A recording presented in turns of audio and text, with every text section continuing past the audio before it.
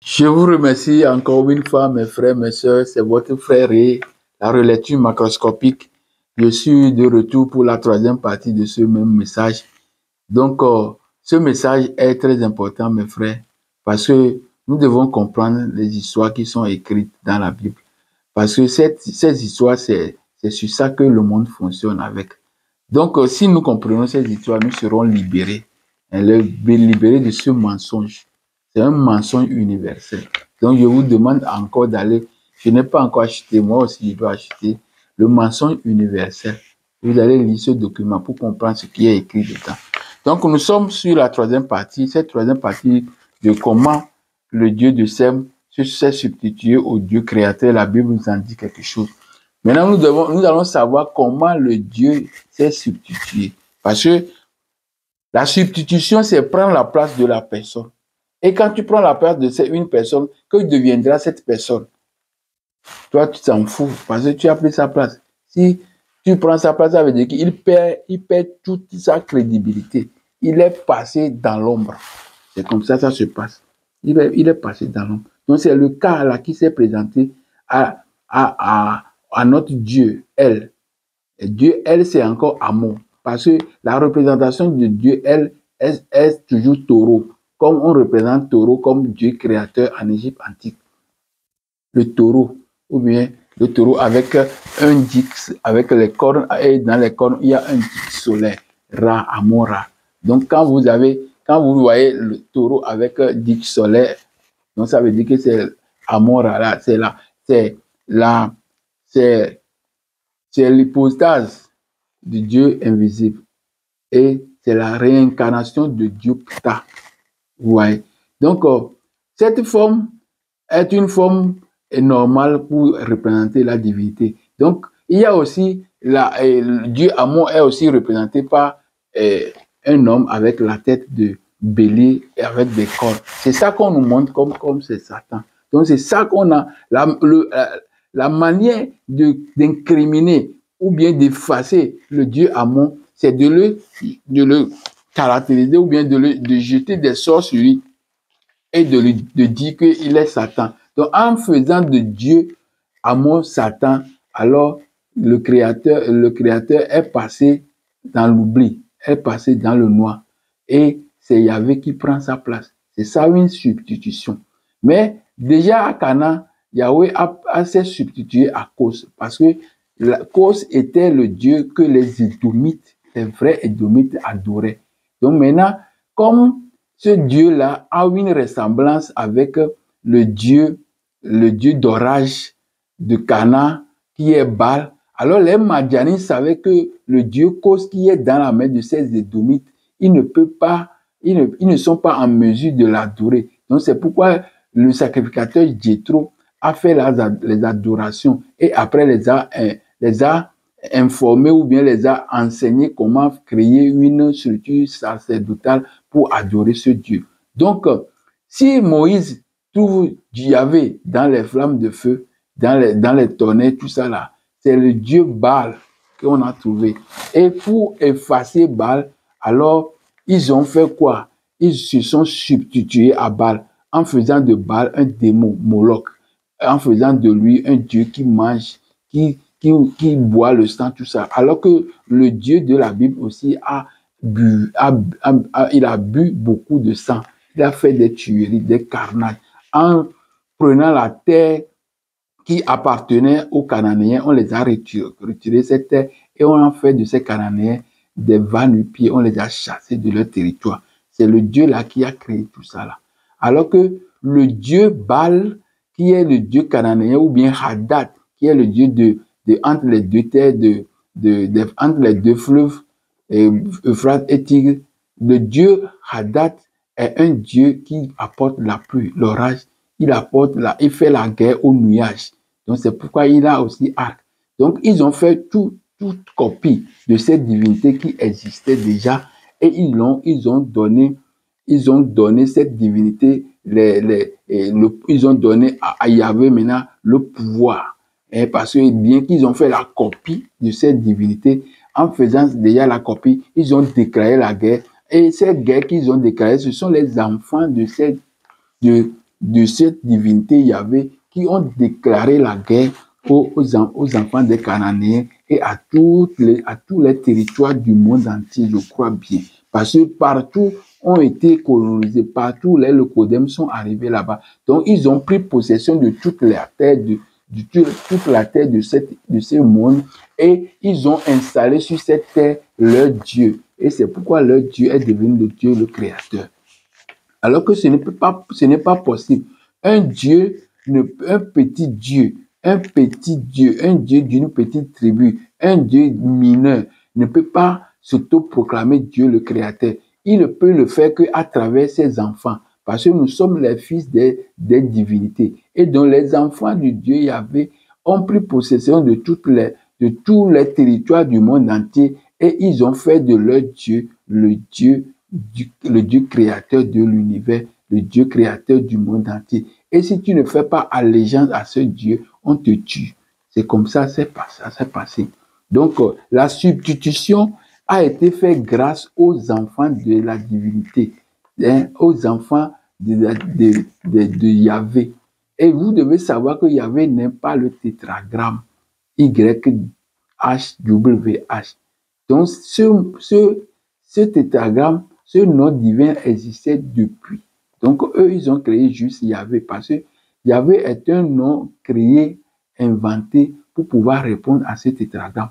Et donc, je vous dis que le Dieu de Sem, comme je vous ai dit dans la partie que j'ai traitée depuis longtemps, comment le Dieu de Sem est devenu le créateur.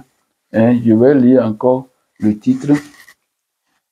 Comment le Dieu de Sem, Yahvé, Adonai, Elohim. Donc, je vous ai montré que Adonai, Elohim, tout ça là ne sont pas égales à Adonai n'est pas égal à Elohim. Elohim n'est pas égal à Yahvé. Yahvé n'est pas égal à Elohim. Mais Yahvé est égal à Allah.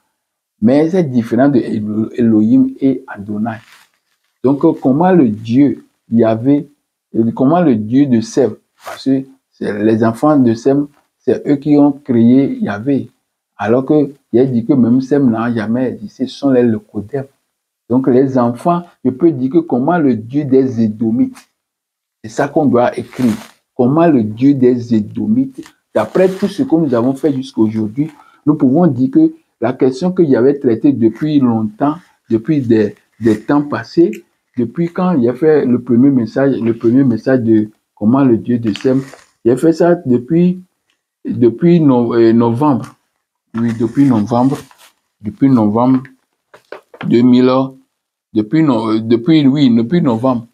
2024, j'ai fait cette étude. Donc, cette étude, après tout ce que nous avons vu aujourd'hui, nous pouvons dire que comment le Dieu des Édomites, Yahvé, est devenu, parce que Yahvé, Allah, est devenu le Dieu créateur. Donc, qu'est-ce qui s'est réellement passé? Voilà le titre que nous pouvons maintenant modeler, adapter et conserver aujourd'hui. Le Dieu des Édomites est devenu l'éternel Dieu créateur à cause des exploits de ses fils ou de ses descendants, qui sont les Édomites. Qui sont les Édomites et non les Israélites. Parce que nous avons su qu'aujourd'hui, les Israélites sont les Yehuda, et ils sont des Africains, ils sont des Couchites. Donc nous avons vu ça. Donc seulement nous allons dire que le Dieu des Édomites est devenu l'éternel Dieu, le Créateur, à cause des exploits de ses fils ou de ses descendants, qui sont les Édomites, enfants de Saoul. Donc comme je l'ai déjà dit dans les deux premières parties de ce message, le message qu'il y avait fait du temps là, c'est parce que je lisais une conclusion qu'il y avait déjà faite. Donc, dans cette conclusion, on va faire seulement des manipulations pour pouvoir adapter cette conclusion au titre que nous avons aujourd'hui.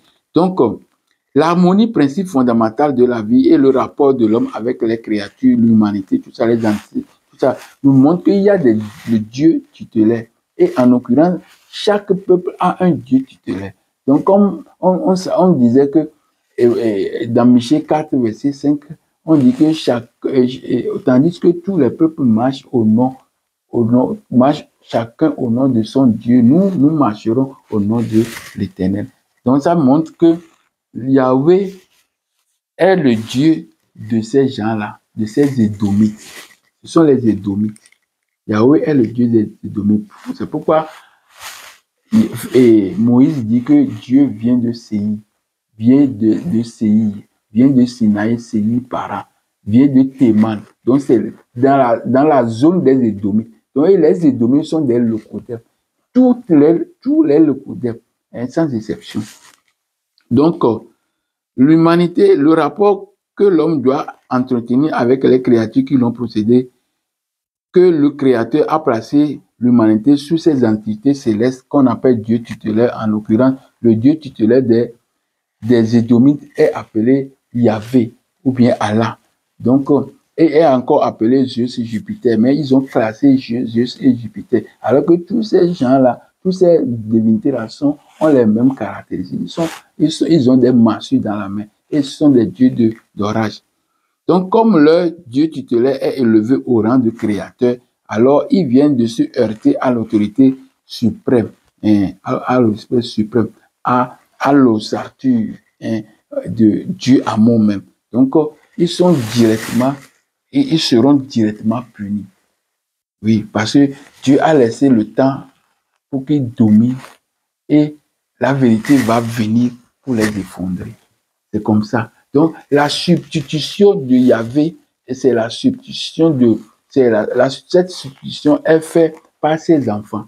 Et nous savons, comme je l'ai dit, que le monde entier était dans 200, 300 ans passés, ou bien même 600 ans passés, était contrôlé par les Anglais. Après les Anglais, il y a aussi les Grecs, les Anglais, puis après nous avons les Romains, tout ça. Donc jusqu'aujourd'hui, c'est le monde entier, comme nous voyons que c'est les États-Unis, les USA qui contrôlent le monde actuellement. Donc ce sont ces gens-là, ces Édomites qui sont toujours au contrôle. Donc jusqu'aujourd'hui, leur Dieu est le Dieu créateur.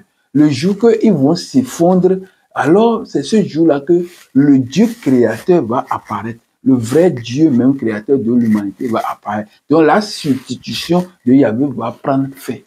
Et nous sommes dans le chemin vers cette chute. Et la chute-là est réservée, est déjà conclue. Cette chute-là est déjà conclue. Il n'y a rien pour retourner. Il n'y a rien pour faire un retour. Donc nous sommes dans le chemin de la décadence du Dieu usurpateur. Vous voyez? Donc, quand on se substitue à un Dieu et on crée ce Dieu-là, le Dieu-là qui se substitue, fait de l'autre Dieu démon. Alors, le jour va venir que le Dieu démon-là va revenir. Et quand il revient, alors, ce Dieu qui était son substitut, qui était son remplaçant, il va laisser la place. Donc, nous sommes en train de tirer vers ce temps-là, d'aller vers ce temps. Et ce temps-là sera accompli.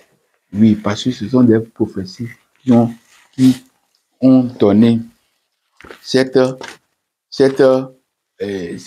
qui ont donné cette idée. Ce sont des prophéties qui nous ont dit que les choses-là vont arriver et ils arriveront sûrement. Parce qu'on a parlé on a parlé ça, je n'avais pas préparé ça pour pouvoir dire ça, que les fils d'Édom auront des difficultés. La prophétie dira qu'ils vont s'effondrer. Donc nous sommes dans l'effondrement des Édomites. Donc mes frères, mes sœurs, je voudrais vous remercier beaucoup pour avoir pris votre temps pour me suivre depuis la première vidéo jusqu'à la 4e. Donc, nous sommes arrivés à la fin de cette partie et nous aurons à traiter un autre thème la semaine prochaine. Et je viendrai vous faire part de ce nouveau thème. Donc, mais sachez que j'ai déjà promis de faire certains thèmes. Donc, je crois qu'on va quand même toucher à ces thèmes. Et aussi, j'ai promis qu'on va lire la prophétie de l'Égypte antique. Donc, on va lire ce livre, mais c'est pas maintenant. On va lire ça quand même. Peut-être je réserve ça dans le mois de décembre pour pouvoir lire ça. Donc, mes frères, mes sœurs, vous comprenez aujourd'hui que la substitution de Yahvé est claire. Si vous ne comprenez pas, alors vos enfants viendront comprendre. Parce que le monde continue. Et si nous, on quitte aujourd'hui, il y aura les remplaçants.